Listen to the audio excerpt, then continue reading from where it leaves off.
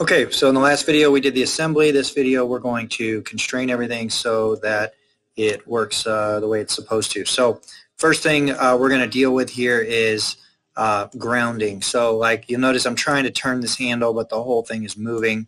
So what I'm going to do is use the grounding tool. So I'm going to select this bottom piece, right click, I'm going to ground it. And that means that this thing cannot move anymore. It's stuck in place.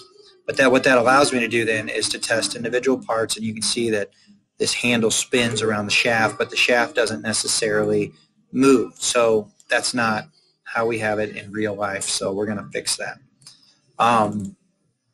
So the next thing that we're going to do is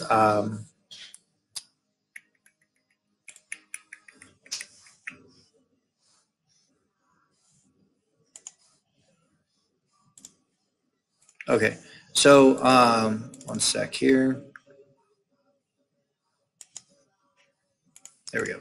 Okay. All right, so the next thing we want to do is get this thing to where when you spin this, the shaft spins as well. So I'm going to double click on the shaft, and in the shaft here we're going to go to the origin. So this is probably what yours looks like right now. So we'll click on the origin, and then we're going to find a work plane that goes right down the middle of the shaft so that we can utilize, so like we can mate two planes together. So I'm just going to, this one works out pretty good, so I'm going to click on that, make it visible, and then I'm going to hit return. And so now we're back into the assembly from the part file. And then I need to do the same thing on this handle piece. So I'll double click on that. And probably the easiest way to do it is to choose the plane feature. So I'll put a plane halfway between here and here. And you'll see that that goes right down the middle now.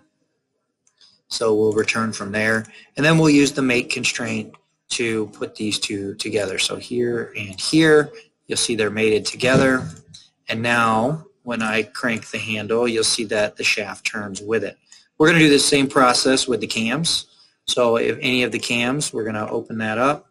We're going to find it in here, open the origin. It looks like this plane goes right through the middle like that. That looks pretty good. So we're going to make that visible, return, and then we're going to mate the planes together so that this thing will spin with the shaft. Okay, and so next, now you see the cam moves with that. Okay, so then I'm not going to repeat that with all of these. You can do that on your own. But the last thing I wanted to show you is how to make the followers actually follow the cam. So to do that, we're going to use a new kind of constraint. This one's called a transitional constraint, which would be right here. And what I want to do is I want to say I want this surface to be, like, we can use the bottom of the follower here, making sure that that's a tangent surface. We want that surface to be always in contact with this surface here. And so we'll hit apply. And now you'll see that when we run this, the cam will cause the follower to ride along the surface of the cam. And so we're going to do that with each one of the cams. Sometimes we have a few hiccups with the snail cam. It helps if you put a little fillet on this and round this over, this point over. But for the most part, that's pretty much how you would constrain the entire box together.